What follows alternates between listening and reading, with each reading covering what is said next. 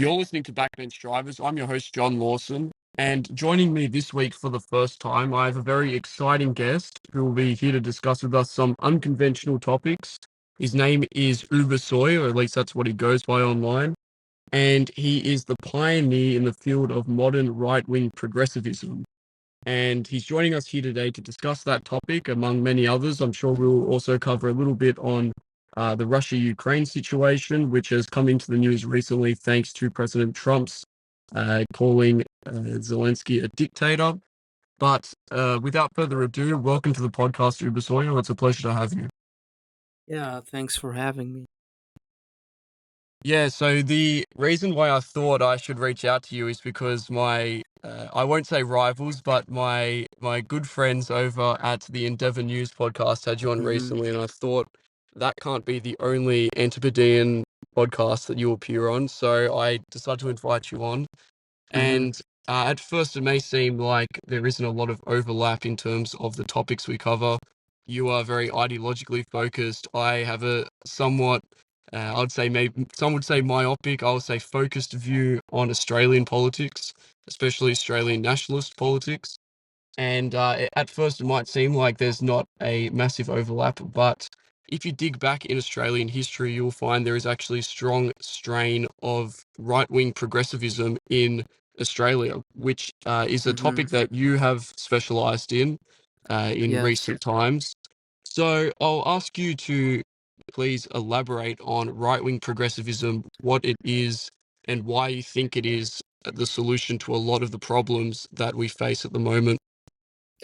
Yeah, so right-wing progressivism, I would basically view it as sort of a continuation of the early and late 19th century and early 20th century progressive movements, which for the most part have emerged in the United States, but also all across the Western world. Um, and basically advocates for the idea that we should apply sort of the principles of selection, rational selection, to every venue of our life, not just like to the market, not just how you're, I don't know, selecting your subjects when you're planning to study something, not the friends that you select, but pretty much to our governing institutions, um, to things like spouse selection, like making it sort of in a sense institutionalized as opposed to doing it uh, sort of randomly, not organized, etc. So the way I differ from left-wing progressives or so-called progressives is because they don't fundamentally understand the principles of evolution. They think that progress is basically, I don't know, giving out things to different people. It's about equalizing outcomes. Where I consider progress in terms of vertical progress, in terms of an organization elevating itself above the environment and then sort of overcoming the environment, right? So it's not about equality, it's more about hierarchy, and ultimately the tendency is towards should be towards technological improvement, racial survival, eugenics, uh, planned families, very organized, sort of, you could say, decentralized, moral, ethical, and scientific system in which continued betterment is not frowned upon, where there is no DEI, uh, etc. So that's how I would describe it. Yeah, so it's basically taking what you call a biorealist view to politics, not just in the realm of biology or in an abstract sense. You want to take that and apply that to actual decision making, society building, and things like that. Yes, I think that evolution is basically everywhere we look at, every organization experiences evolution, and it's only a question is what degree it is evolving to. Is it evolving towards betterment, or is it evolving towards like dysgenics? There are lots of species which throughout over like countless amount of generations have transformed themselves into something completely different. They have diverged. In many cases they became smaller, they became less adaptive. Maybe a water species turned into a land species, etc. Most of the evolution we see in nature is actually shaped by the environment. It's not shaped by the agent. And a lot of the evolutions that we see is not towards betterment. You see, humans have this understanding that evolution equals to progress. Well, but it only equals to progress in a sense in which the sort of the subject experiencing evolution takes upon the primary agency and overcomes the environment. So it only becomes progressive when we actually want to ascend above our current state. And most society, well, I wouldn't, but um, not now, but prehistorically, societies sort of had this. They didn't even have a linear conception of time. They were sort of circular, down, rise and fall. They didn't change much. And only after the scientific revolution, after the Enlightenment, did we really started to elevate ourselves in a profound way. And I would like this tendency to continue manifesting itself.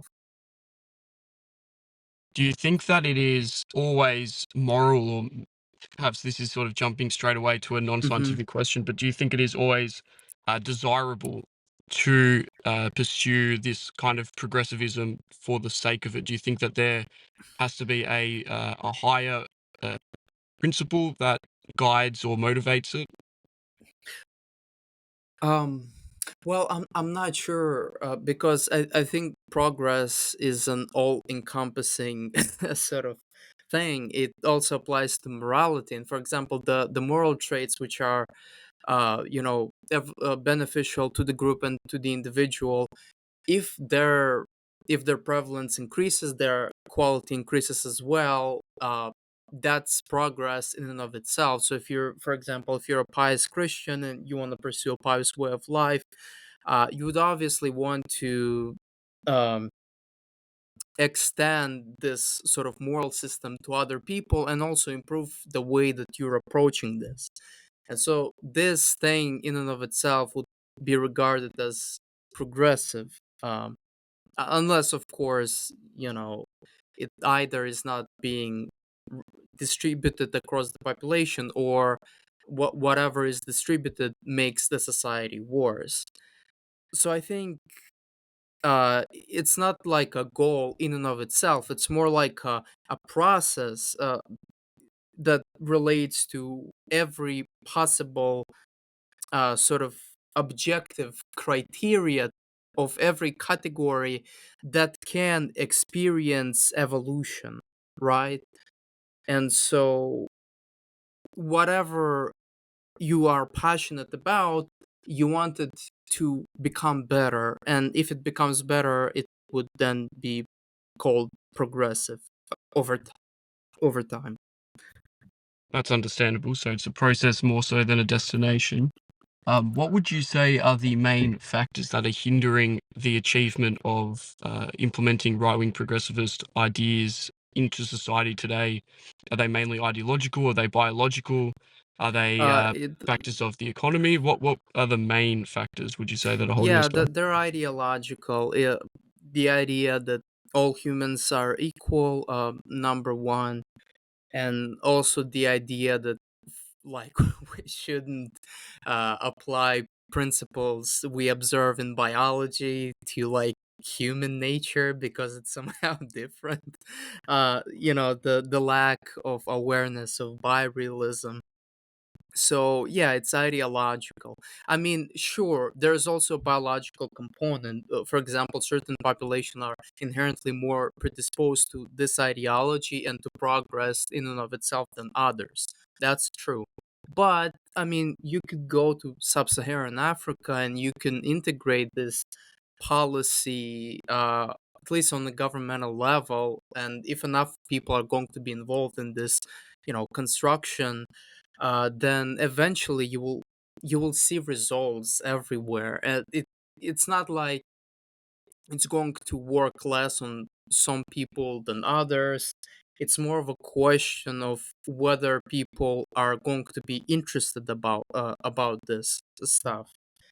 But it works well, for everything.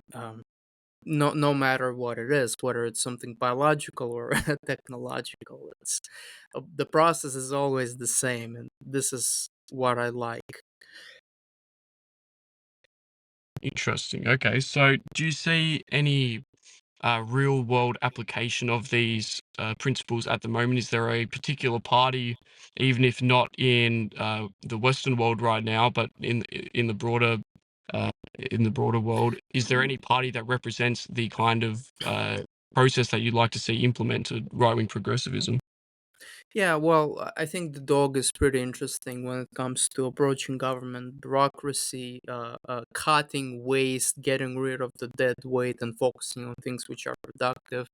But when it comes to like something about what I'm writing in my manifesto, which I'm advocating for a sort of um, direct democracy that is, designed for people who possess voting licenses, which I'm estimating going to be the 25% of the most capable people in a given society. Obviously, their votes are not going to be equal, etc. So there's nobody which is advocating turning, like applying the principles of the market to the principles of politics, which is what I write about in my manifesto. So there's nobody who is advocating for it, but obviously there's a lot of different parties and movements you could label broadly progressive, and uh, you know I would say whatever they have in Switzerland, their system of uh, like deciding what to vote on in a sorry, deciding legislation in a democratic referendum manner.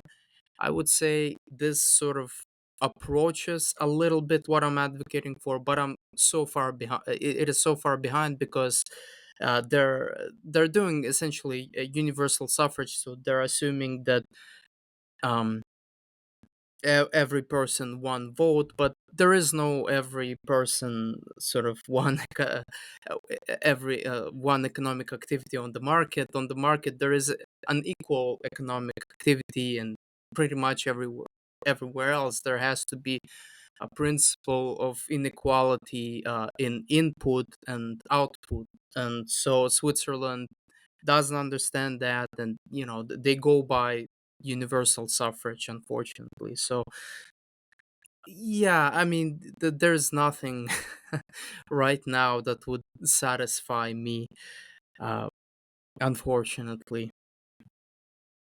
Yeah, okay. Well, that's probably the case for most on the dissident right now. We're Yes. very dissatisfied with various forms of government that I we mean, I am find. satisfied with the dog. It's just that, not me, that like the ideology that I'm advocating for. Yes, yes, okay. Um, yeah, no, well, look, that's something that I covered in a somewhat recent article of mine, and I noticed that we sort of agree in that there's the knee-jerk reaction on the right. We look around, we see that democracies across the Western world are not serving the ends that they were originally set up to. They're not Mm-hmm. creating solutions which will see our countries continue to exist into the future, as as simply as possible. And uh, oftentimes, people on the dissident right, they will react by automatically supporting more authoritarian forms of government, Yes. whether from recent history, from further back in human history.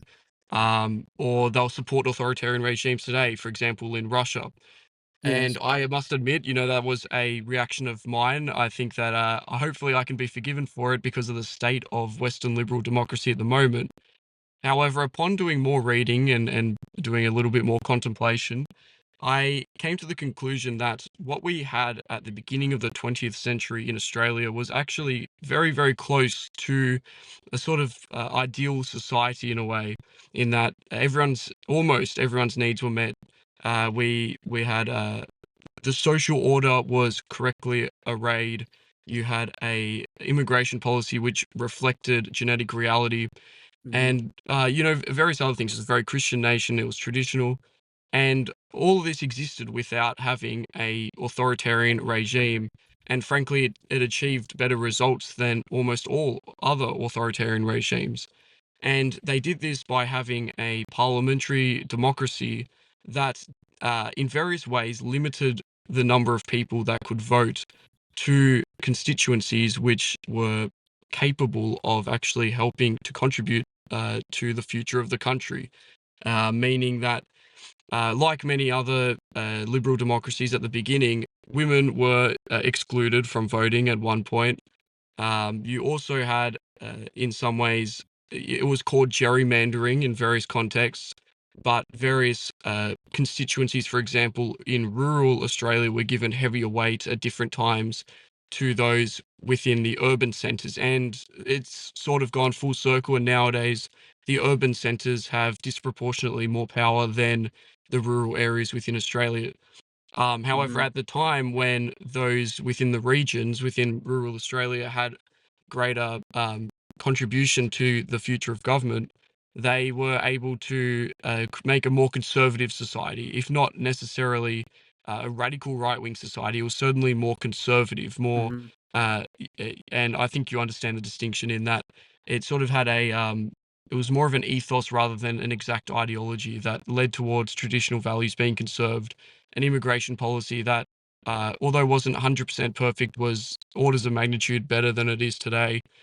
And all of this was achieved under our parliamentary democracy, which Hmm. simply recognized some key and simple truths about human nature, and thus disallowed certain people from equally enjoying democratic or rights. They're not there. Yeah. I mean, we can dispute whether everyone does have a right to vote, and I don't think they do. Yeah. But I see that as preferable to a lot of the authoritarian regimes that are held up as ideal solutions to our Hmm. problems today. And I noticed you sort of do similar. I think you're critical of authoritarian regimes for their brittleness, in that they can very quickly collapse, they can be swept away if the certain circumstances are correct. Whereas Uh, within a lot of yeah. Western nations, it's a little bit more robust. But I'll let you go into it. Have I characterized what you believe correctly? And is Yeah, is but that what you would there's agree? more problems with authoritarian regimes. They typically sort of repress certain freedoms, which would bring good economic output. So they're typically controlling of businesses. They're typically causing large capital outflows. Sometimes they're regulating culture, like they're doing in the European Union, and they're also causing outflow the same way in Russia. Like even worse. So yeah, authoritarianism by itself is just not predisposed to progress, because authoritarianism doesn't apply the principle of selection to itself. So the elites are not being selected in a way that would predispose that sort of would make them understand the concerns of the people, and also they typically are less capable than those people who would rise to the top uh, as a result of their ability on the political market. So there's another problem. And there's also a common problem between the so-called current democratic regimes, liberal democratic, and the authoritarian regimes, is that the fact that there is a class of nomenclatura, the representative class, which are typically corresponsive to the donors and to themselves. So they're way more to the left than the general population they're supposed to represent. They're very corrupt. They're not just corrupt in countries that we would regard as corrupt today, but they're also corrupt in the West. So yeah, and I would go sort of beyond that and just abolish them entirely. I talk about this in my manifesto, how exactly I would do that, and why whatever I'm proposing instead would basically result in whatever Australia was in the early 20th century. Yeah, I don't know much about Australia's history besides its early founding, like the conflict between the Anglos and the Irish. But what I'm aware of was the fact that, like a lot, how Australia used to essentially be legally founded as a white ethno state. So they were in their early 20th century history, they positioned themselves as a homeland for white people. And until the middle of the 20th century, they were a 99% plus 99% white. And so a lot of the things, like the reason why it sort of was undermined, as I mean, I don't think I argue about it in my manifesto, but I've written it about this extensively. I haven't published it, is because Australian under I'm not I didn't use Australia as an example, I used America as an example. American moral and scientific understanding has changed. And so, for example, there are lots of books, even by I think Richard Hofstadter and the Progressive Era, Social Darwinism in American Thought. You've got the Liberal Reformers by I forgot his name. Whatever, you can easily find it. I referenced this book multiple times. I'm just sick, so that's why. Sorry. Yeah, and basically the reason that early 20th century progressives, they were quote unquote like hyper racist, they were for eugenics, they were for regulating alcohol, they had strong social conservative morality, extremely strong, and all that sort of stuff, was because their scientific and moral understanding at the time essentially, led to that sort of morality. So for example, I cite this multiple times, the support for the Nazi party, and the sort of the Nazi party taking a lot of its inspiration from the American progressive movement. It was much higher, like more than two times higher in universities, in sort of these places where a lot of educated people are in, was a lot higher in universities than in the general population. That's because science and morality had supported these views at the time. And right now, it is being infiltrated by radical leftist ideologues who believe in human equality and other things which are morally and scientifically incorrect. And so we have to, in order for, I guess, our vision to work, we have to approach this problem uh, first.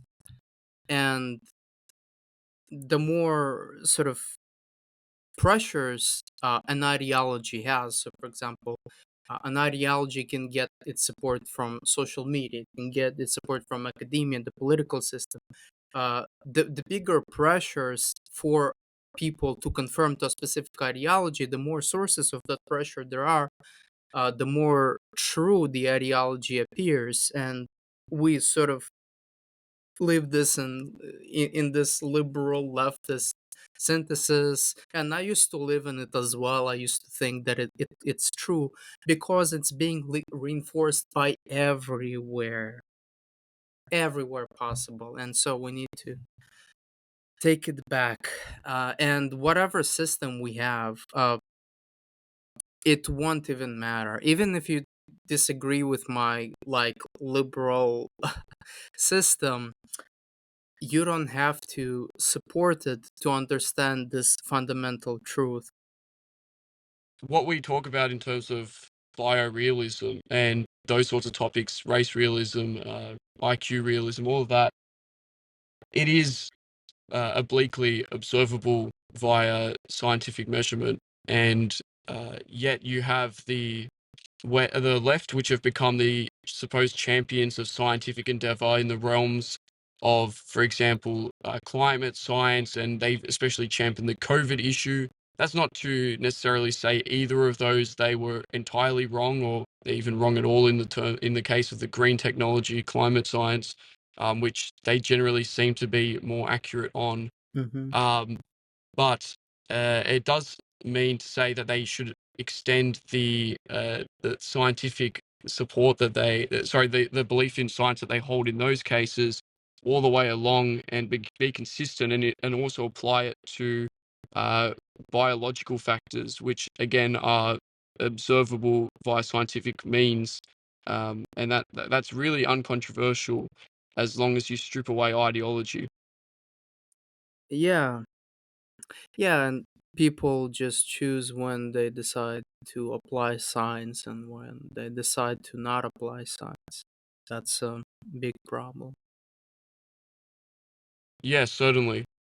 And in the Australian context as well, we've had sort of uh, a left wing which has always been more in line with reality, I think, until very recently. Going back to the early 20th century and late 19th century, you had the labor movement, which was an organic outgrowth of contest against the overbearing elite at the time, the property holders, the business owners, which had basically a monopolistic control over the political system, but also how things were manufactured and even the labor of the workers. So hence you had the union movement develop, and then from there you had the Labour Party grow out of that. And from the very beginning, the party was realistic about uh, where the source of quote unquote scab labor, or basically workers who won't unionize and so can undercut the rest of the labor market, where they were coming from, which was in large part they were coming from China and Pacific Islands and various other countries. And today, the exact same thing is happening, although it is being, in part, uh, created by that very same Labour Party today, because they have allowed multicultural ideology to override their interest in protecting the labourers, the working class, which traditionally has been their voting base and the source of their volunteers and donors in some cases as well. So you can see how ideology can just plainly even uh, run in opposition to actual interest. The unions in Australia have an interest in making sure that the workforce is unionized. And yet, the university graduates that end up running significant portions of the bureaucracy within the unions, because of ideological factors alone, making a society where the workforce will be less unionized, where it will be easier to undercut the labor market and basically engage in scab labor. And yeah, that is something that has applied to the rest of academia as well, the rest of the university graduated class. In that in various ways, you have tech workers who are struggling to get a job, who also feel as though they have to go along with the multicultural ideology, the pluralist ideology, in order to then get that job, perhaps not recognizing that the two run completely contrary to each other, or just simply blocking that dissonance out of their mind. Sorry, can you hear me, Yeah. Ubersoy? Yeah. Yes. So I just Yes. wanted to basically ask you, is that something that you've experienced? I believe you're a Canadian native. I mean, you're ground zero for all of this. I say native sort of in a, an open term because I know that you've come from Mhm. many different places. But Yeah, so ground uh zero for the Indian invasion is Canada these days. yeah, so I have never experienced anything with unions. At some point, I was employed in the factory. It was a highly sort of diverse environment. There were no unions. Uh, yeah, and none of my friends have dealt with unions either. Uh, but when it comes to research that has been done on unions, yeah, the more diverse it is, uh, the less cohesive is the union. So ethnic diversity is corresponsive to the decrease in union activity, union engagement. People just don't form those with people they can't trust. You need some sort of trust in order to form a group to advocate for your rights. And so there's nothing. I mean, there were organizations in college at some point. I was a member of one. Well, university. I'm getting Americanized, so I'm using the term college. But other than that, yeah, and I also ran a chess club in uh, high school, but no, no other engagement. Oh, sorry, a Russian club. My friend ran a chess club, so uh, yeah. So I I can't comment more on this stuff. I'm not that knowledgeable. Yeah, that's all right. But I think the principle applies across the board. You've got the university graduated class, which has basically betrayed its own interests with the politics that it oftentimes supports. A lot of uni grads overwhelmingly lean left. They lean towards green politics and things like that, which run directly contrary to their values, at least in their extra values that are Well, tacked onto the green I'm politics. not really sure. The people at those places, they seem to be very much ideologically on the left, at least in my experience. If it's in their interest to like transform the society towards their values, I don't know, if it's contrary to their interest. The workers which are being replaced by migrants, I mean, yeah, that's just undeniable. But universities, are people in gender studies, future sort of DEI administrators. We haven't canceled those in Canada. I'm sure there are plenty of those in Australia too. You think like supporting this ideology goes against their interests? No, they live from it. They're close to the government. They're supporting for there's a perfect interest self-interest between supporting, at least here, the Liberal Party or the NDP to some extent, the Green Party, and career in government, career in administration, and human resources. They just love these people. So I mean, unfortunately, I would have to disagree with you here. No, that's all right. I still do think that those in higher education are being displaced by the Indian immigration, which has become the main focus of our program over here, and I think in Canada as well, especially with coding and STEM jobs and things like that.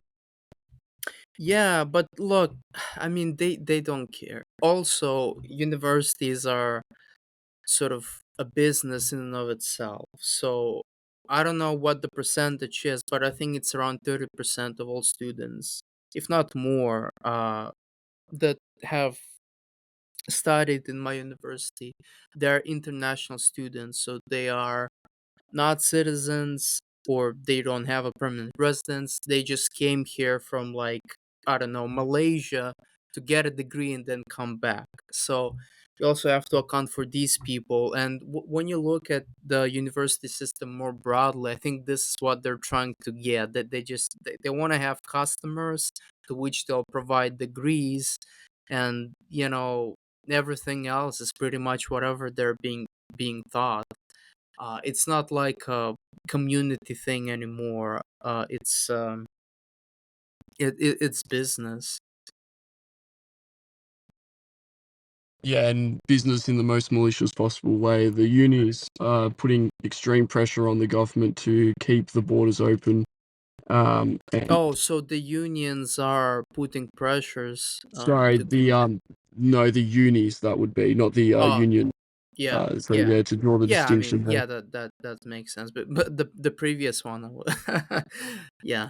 Hmm. Well, yeah, exactly. It's no, not quite the unions. I wouldn't say that they're not a large contributor to our immigration policy being what it is. They probably would lose some support from their rank and file members to some degree, although even they're quite multiracial these days. Yeah, like both of our countries. I don't know that much about the Australian situation, but I think there are six Canadian universities which are in the top 100. I think two of them are in the top 20.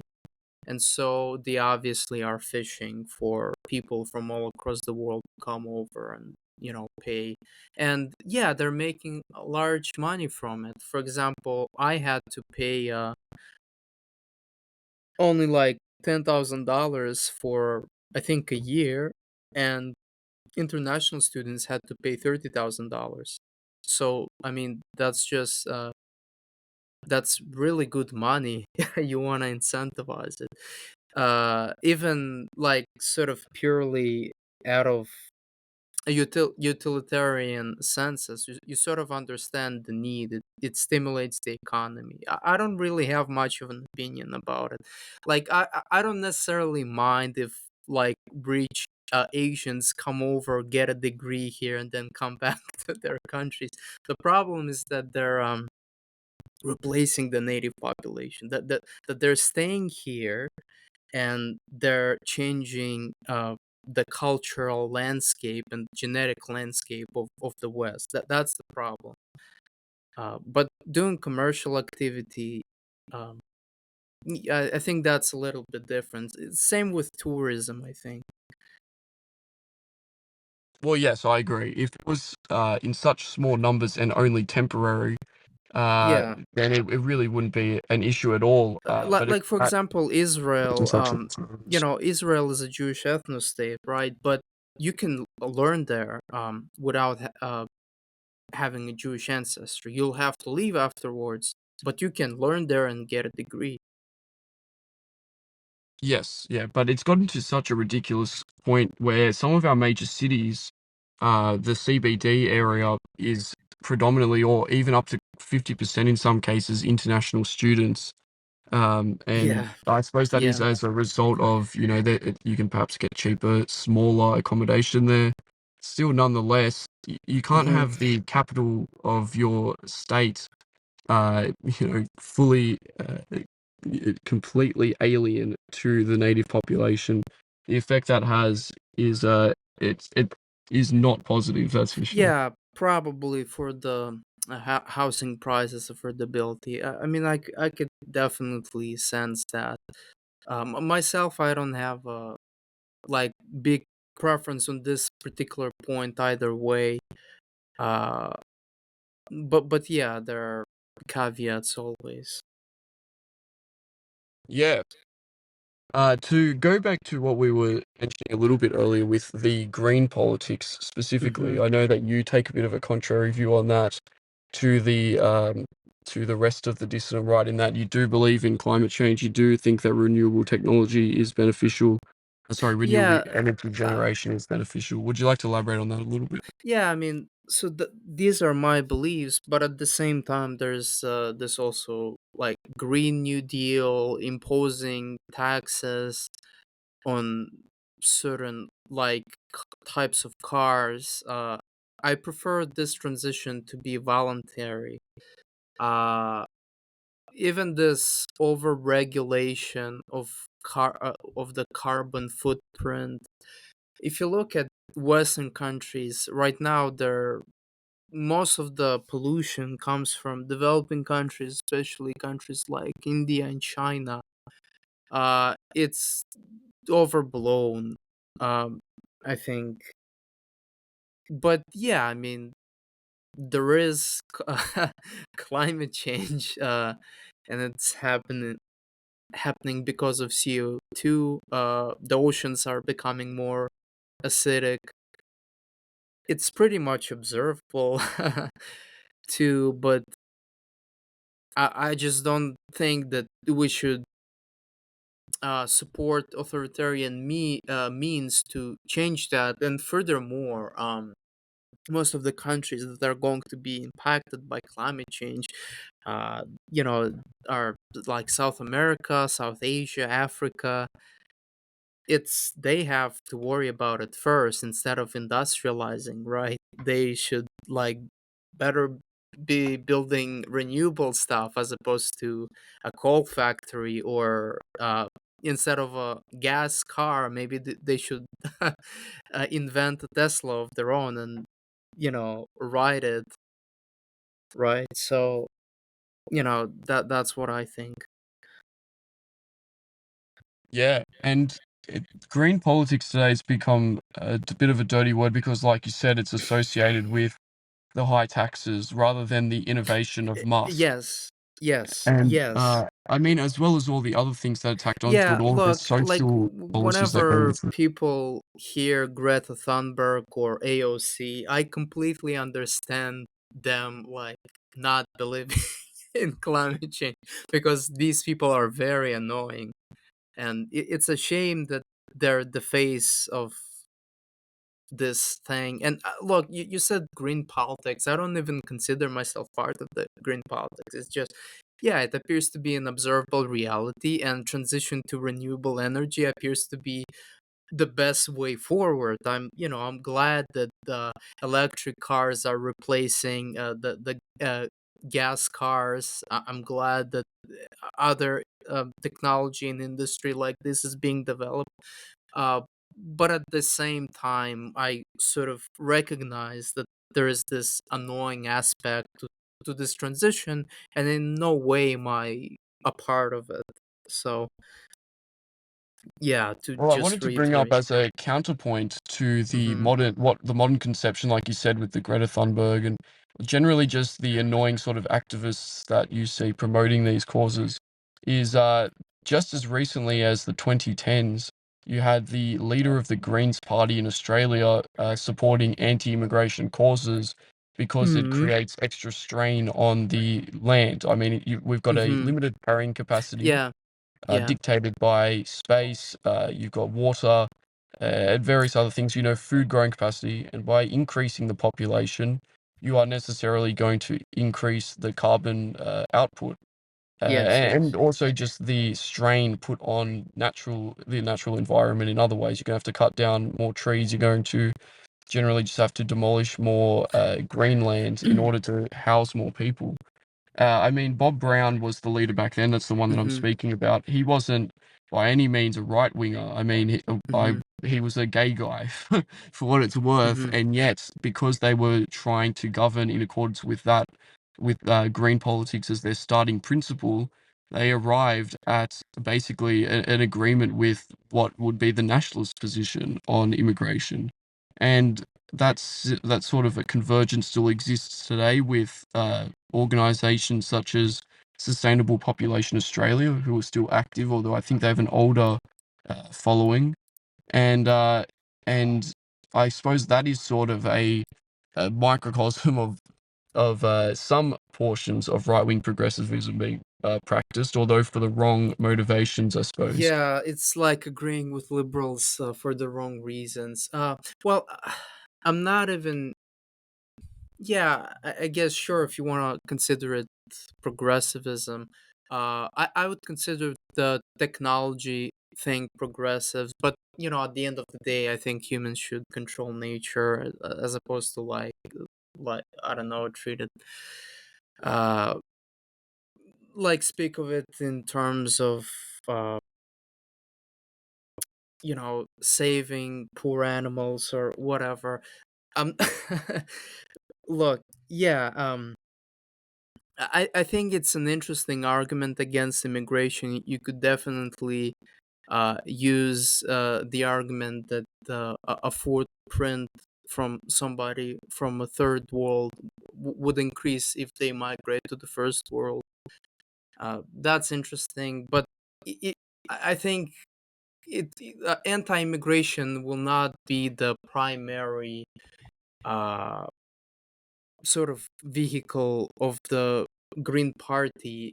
It's not the, I don't even think that this argument would resonate with them, because the Green Party is fundamentally made out of people with specific personality traits. And the specific personality traits that want to like protect the environment from evil humans is also the same kind of person who supports the mass migration of non-whites into white areas who supposedly have no culture, and so these non-whites would then enrich them.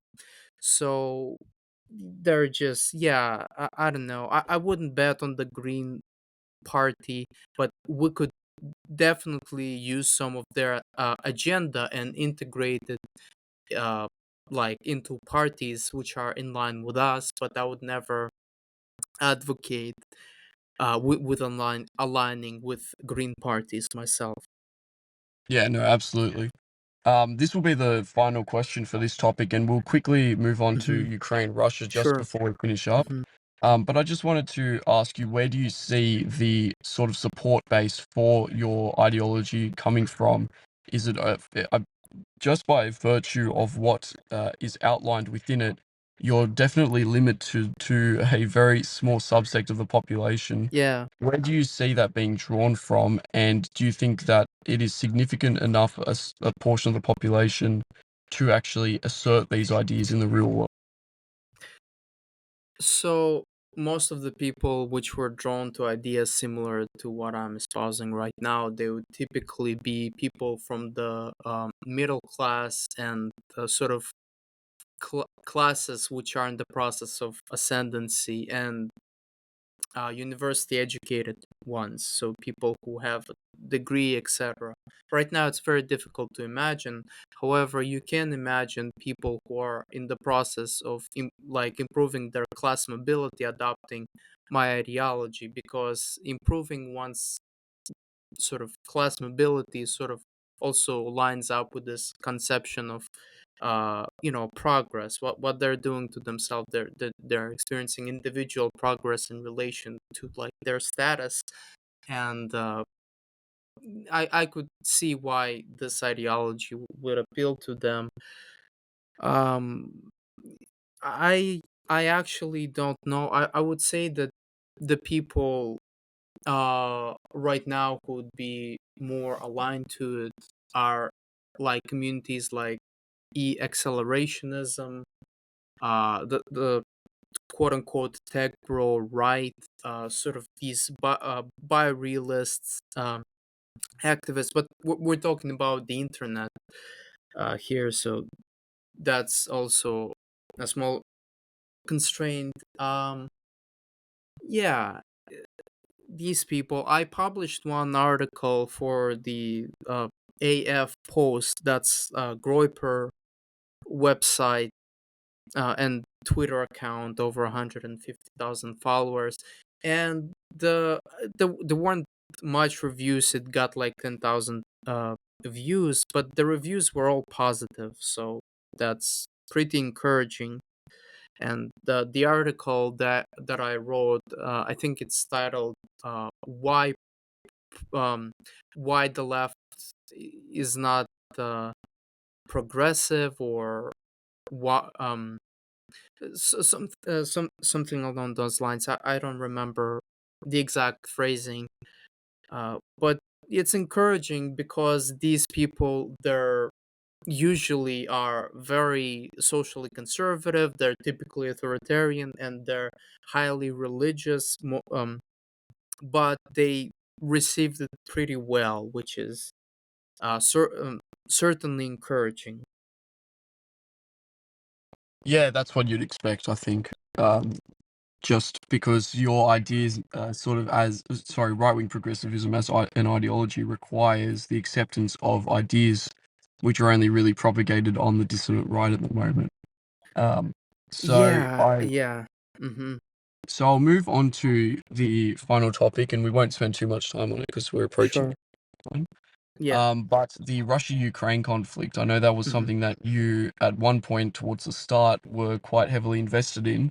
I can't say Yeah. that I've taken a close look to Mm-hmm. it, but recently it has come into the news in Australia because, interestingly, our Labor government, so the left-wing government, Mm-hmm. the leader, Prime Minister Albanese, actually contradicted Trump in terms of his support for Ukraine, Mm-hmm. which, of course, Trump recently called Zelensky a dictator, and he Yes. also said that they would basically be trying to wind down the conflict in consultation with only Russia and not so much Ukraine being brought into the negotiating room. Mm-hmm. So it was interesting to see Australia assert a little bit of independence in that regard, considering we have so often been the lapdog of America. Mm-hmm. Why do you think that this might be the case? Why do you think that the US is taking such a heavy view in terms of winding down the conflict in Ukraine now that Trump is in power? Well, I think Trump doesn't like Ukraine very much, neither does JD Vance and sort of his close circle. So that explains their position on Ukraine. With regards to Australia and a lot of these European countries pushing back, well, yeah, it's just they're more to the left than Americans, and this also represent the sort of ideological conflict. Boris Johnson, who is supposed to be on the right, for example, is social liberal, and he has taken a very hawkish position there also. So yeah, I mean, it's just the Australians are brave and Canadians are brave enough to stand up to the United States when the United States is ruled by uh, a right winger who is, similar to Trump. So yeah, I mean, if you want, you can ask some follow up questions. Yeah, well, I'll just ask, so what do you see as the forecasts for the end of the war? Do you see it on the horizon, and what do you think will be the final agreement between Russia and America and Ukraine? Yeah, that's that's a difficult question. Uh, It's because of your um, accent. I just naturally assume that you're in the know and you already have all the inside information. I do keep very close attention to this right now. I'm spending at least an hour every single day researching stuff relate to peace agreements, negotiations, and things relating to the Ukraine war.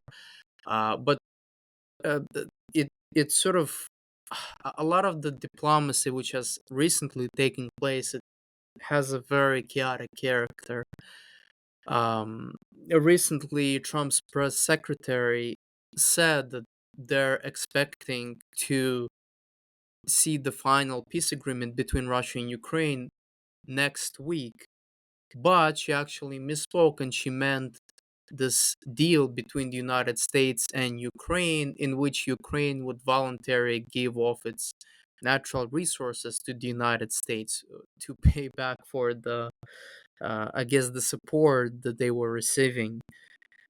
Um, so there's a lot of factors that are going to play into this negotiation. And 1 week ago, even 5 days ago, I had a completely different understanding of how it's going to be. And I think that in 3 days from now, after the sort of UN discussions will take place and the Russia America summit will happen, it will change too. So it is difficult to like predict what's going to be the final settlements, but so far, uh, it does seem like there certainly is no unity on the Western side. The Ukraine has completely different position from the EU.